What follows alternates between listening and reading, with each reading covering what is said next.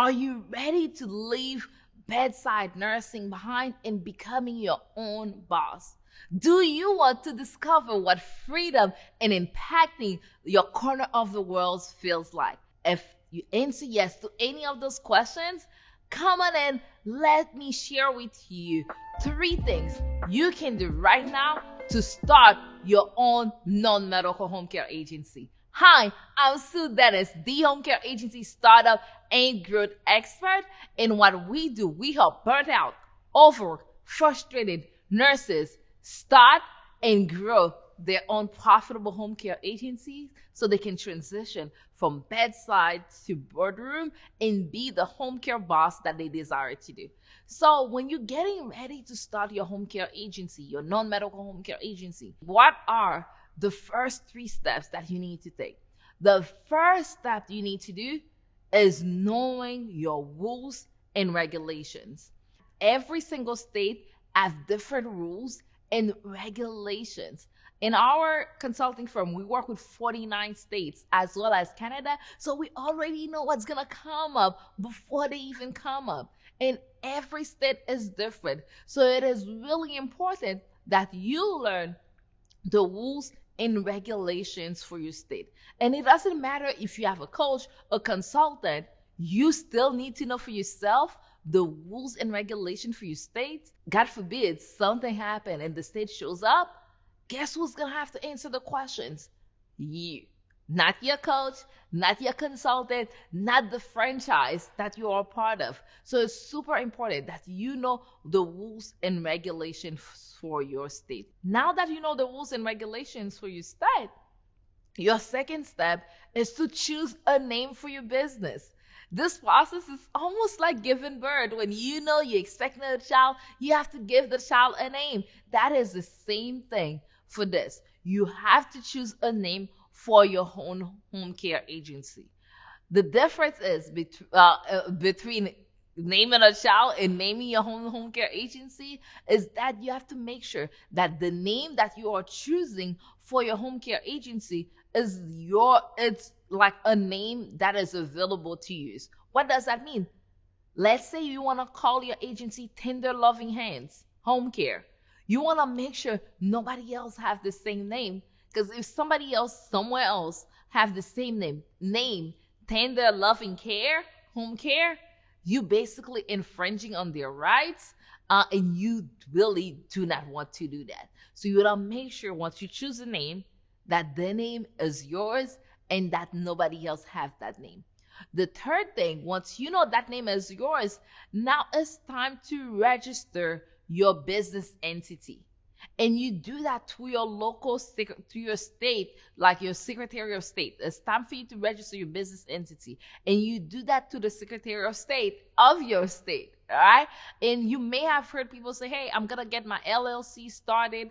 That's basically what they're saying, that they will register their business with the Secretary of State. Once you register your business with the Secretary of State, that's what tells the state that, hey, I have a business, I have an intention to start a business in your state.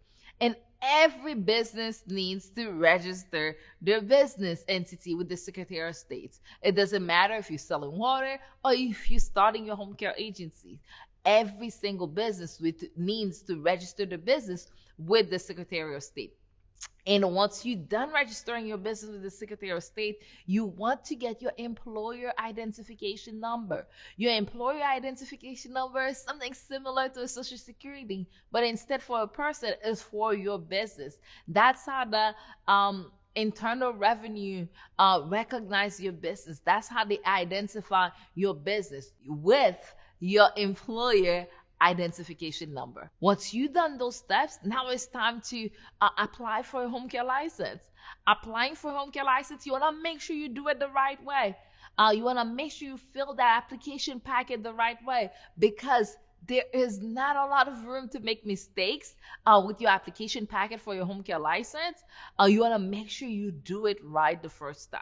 Most times, the state allow you one chance to correct your mistake if you make a mistake.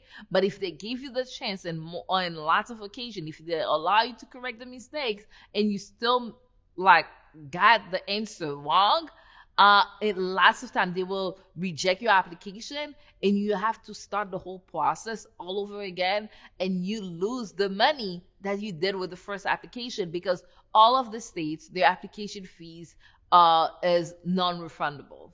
So you want to make sure you pay attention to that. I've seen it so many times where people are not following the steps properly. They don't know what they're doing, and they lose time, money, and effort.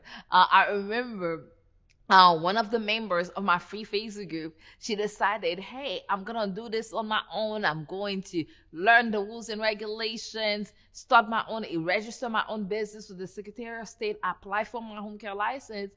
And she got that far. She applied, she did everything. She registered a business with the Secretary of State. She got the employer identification number, and it was time for her to fill out her own license application. She did it.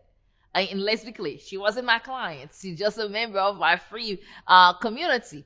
And when she applied for the home care license, a license got sent back to her because she made a mistake. She didn't really read the rules and regulations, and she added the word health in the name of her home care agency. And as part of the rules and regulations in the state that she is in, you cannot use the word health in the name of your home care agency.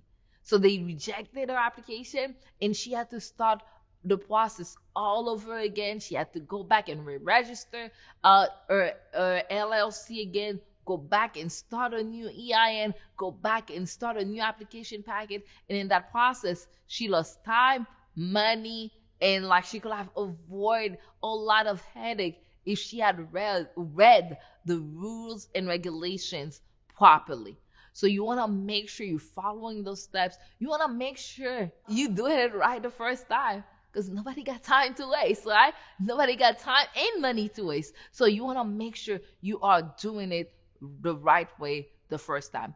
And if you're ready to do this the right way the first time, I'm inviting you to work with us and join us in our free info session, because we've done this so many times. Since 2017, we've helped over 150 agencies get started.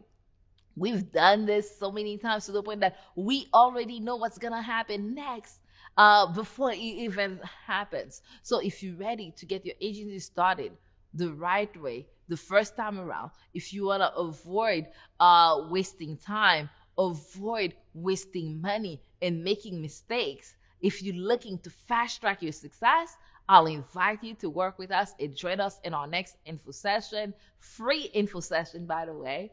Make sure you click the link below in the description and join us at our next info session. And remember, subscribe so you can get lots and tons of tips to help you grow your home care agency and become the home care boss that you desire to be.